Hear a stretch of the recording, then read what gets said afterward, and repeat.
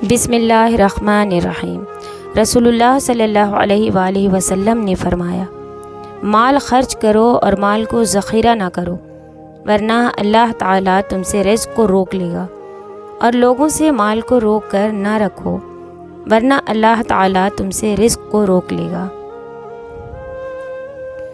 میں کہتی ہوں کہ انسان اتنے گناہ کرے جتنے اس میں سزا سہنے کی ہمت ہو۔ رب کی قسم، رب کی پکڑ بہت سخت ہے، لیکن جو لوگ استغفار کثرت سے پڑھتے رہے، اللہ تعالیٰ ایسے لوگوں پر رحم فرماتا ہے، اور جو لوگ گناہ کر کے اس کا ازالہ کرنے کے لیے بھلائی، خیرات و صدقات کثرت سے دے تو رب العالمین کی ذات غفور و رحیم ہے۔ اچھائی کے لیے لازم نہیں کہ لوگوں کے ساتھ اچھا کیا جائے، اچھائی یہ بھی ہے کہ بس کسی کے ساتھ کچھ برا نہ کیا جائے۔ جو شخص آپ سے محبت کرتا ہو وہ آپ سے ایک دن بھی خفا نہیں رہ پاتا، کوئی کتنا بھی مصروف ہو، اپنے پسندیدہ شخص کے لیے وقت نکال ہی لیتا ہے۔ محبت کے تقاضے سمجھیں، مصروفیات کے نام پہ خود اگنور کرنے کا حق نہ دیں۔ حضرت عمر فاروق رضی اللہ تعالی عنہ کا قول ہے، جو شخص اپنا راز پوشیدہ رکھتا ہے وہ گویا اپنی سلامتی کو اپنے قبضے میں رکھتا ہے۔ فرمان مصطفیٰ صلی اللہ علیہ وآلہ وسلم، مسلمان کے مسلمان پر 5 حق ہیں: سلام کا جواب دینا، مریض کی عیادت کرنا، جنازے میں شریک ہونا، دعوت کا قبول کرنا، اور چھینکنے والے کو دعا دینا۔ دنیا کی کوئی محبت، کوئی جذبہ غرض سے خالی نہیں۔ اگر سچے بے لوث اور غرض سے پاک رشتوں کے متلاسی ہیں تو وہ صرف اور صرف ہمارے والدین ہیں، جن کے پیار میں کوئی ملاوٹ نہیں، جن کی محبت میں کوئی غرض نہیں۔ اللہ ہمارے والدین کو صحت کاملہ عطا فرمائے اور ان کے سائے ہمارے سروں پر تا دیر قائم و دائم رکھے، آمین۔ ابن قیم رحمۃ اللہ علیہ فرماتے ہیں، جس شخص نے علم اور علماء سے محبت کی، یقیناً اس نے اس چیز سے محبت کی جس سے اللہ محبت کرتا ہے۔ حضرت علی رضی اللہ عنہ فرماتے ہیں، جو شخص اپنی تکلیف کو 3 دن تک لوگوں سے پوشیدہ رکھے اور اپنی تکلیف کی شکایت صرف اپنے اللہ سے کرے تو اللہ پر اس کا حق یہ ہے کہ اسے تندرستی دے۔ ہر وہ عہدہ، دولت، علم، رشتہ اور مال و اولاد جو تم کو اللہ سے دور کر دے وہ صرف اور صرف فتنہ ہے۔ رسول اللہ صلی اللہ علیہ وآلہ وسلم نے فرمایا، بندے کے لیے اس کی موت کے بعد قبر میں دفن ہو جانے کے بعد بھی 7 اعمال کا اجر جاری رہتا ہے۔ پہلا، کسی کو علم سکھایا، دوسرا، کوئی نہر کھدوا کر جاری کروائی، تیسرا، کوئی کنواں بنوایا، چوتھا، کوئی درخت لگوایا، پانچواں، کوئی مسجد بنوائی، چھٹا، قرآن مجید کو میراث بنایا، یعنی کسی کو قرآن کریم کی تعلیم دی یا قرآن کریم لے کر دیا، ساتواں، اپنے پیچھے نیک اولاد چھوڑی جو اس کی وفات کے بعد اس کے لیے دعائے مغفرت کرتی ہے۔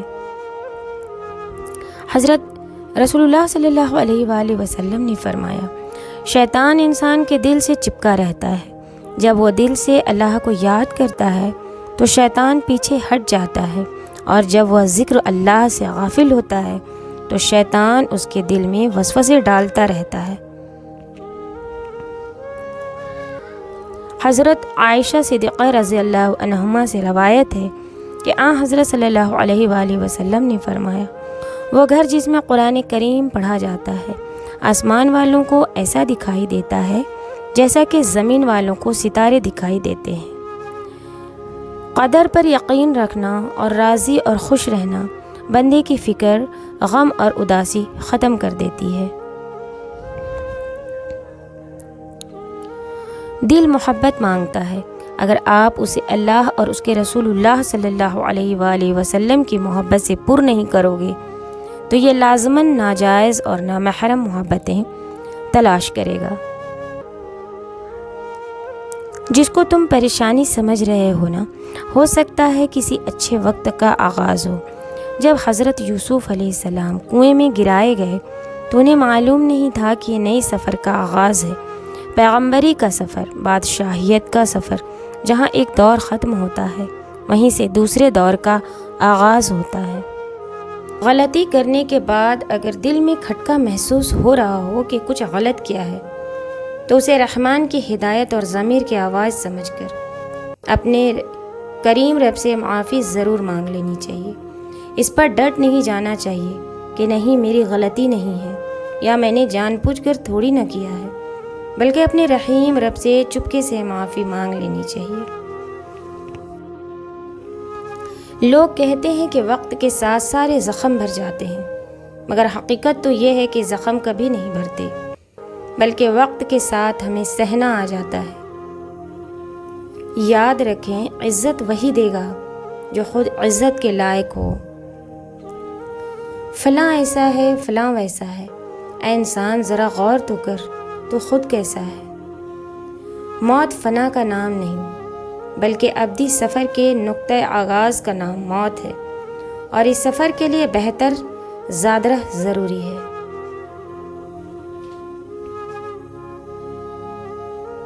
तीन चीज़ें कभी वापस नहीं आती: बोले गए अल्फाज, गुज़रा हुआ वक्त और टूटा हुआ भरोसा। हज़रत अली रज़ी अल्लाह अन्हु फरमाते हैं, तीन लोग जब आपके सामने बात कर रहे हों तो उन्हें मत रोकें: वालिदैन, बच्चा और गमज़दा इंसान, क्योंकि उनका दिल बोल रहा होता है।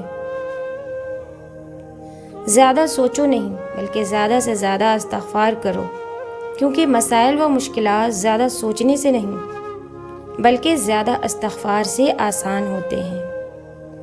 फरमाने मोहम्मद मुस्तफ़ा सल्लल्लाहु अलैहि वसल्लम, एक शख्स जा रहा था, उसको सख्त प्यास लगी तो वो एक कुएं में उतरा और उससे पानी पिया। जब वो बाहर निकला तो देखा कि एक कुत्ता प्यास की वजह से हाँफते हुए गीली मिट्टी चाट रहा है। उस शख्स ने दिल में कहा कि इसे भी शिद्दत से प्यास से है, वही अज़ियत है जो मुझे थी। उसने अपना मौज़ा पानी से भरा और उसे मुंह में लेकर ऊपर चढ़ा और कुत्ते को पानी पिलाया। अल्लाह ताला ने उसकी कदरदानी करते हुए उसे मुआफ़ कर दिया। दर्द कितना भी हो, अल्लाह के आगे रोने से सुकून में बदल जाता है। फरमाने मुस्तफ़ा सल्लल्लाहु अलैहि वसल्लम, जब तुम में से कोई नमाज पढ़ने के लिए खड़ा होता है तो शैतान आकर उसकी नमाज को गलत मलत कर देता है, हत्ता कि वो नमाजी नहीं जानता कि उसने कितनी रिकात पढ़ी हैं। जब तुम में से कोई ऐसी हालत से दुचार हो तो बैठे बैठे 2 सहू के सजदे करे। ऐ अल्लाह, मैंने तुझे वो फ़ैसले सौंपे हैं जिनकी मुसाफ़तें मुझे मालूम नहीं, वो रास्ते जिनकी मंज़िलें मुझे नज़र नहीं आती, वो उम्मीदें जिनका भर आना मुहाल लगता है, वो दुआएं जिनकी कबूलियत का मैं वक्त नहीं जानती, वो नियामतें जिनके हुसूल के असबाब मैसर नहीं। तो अपनी सिफ़ात की बरकत से उन सब को पूरा कर दे, आमीन। या अल्लाह अज़्ज़वजल, हमें उन लोगों में शामिल फरमा जिन्हें तू हिदायत देता है और वो सिराते मुस्तक़ीम पर चलते हैं, जो तौबा करते हैं तो उनकी तौबा को कबूल करता है, और उन जैसा बना जो तेरा खूब शुक्र अदा करते हैं और जिन पर तू अपना करम फरमाता है। आमीन सुमा आमीन या रब्बुल आलमीन।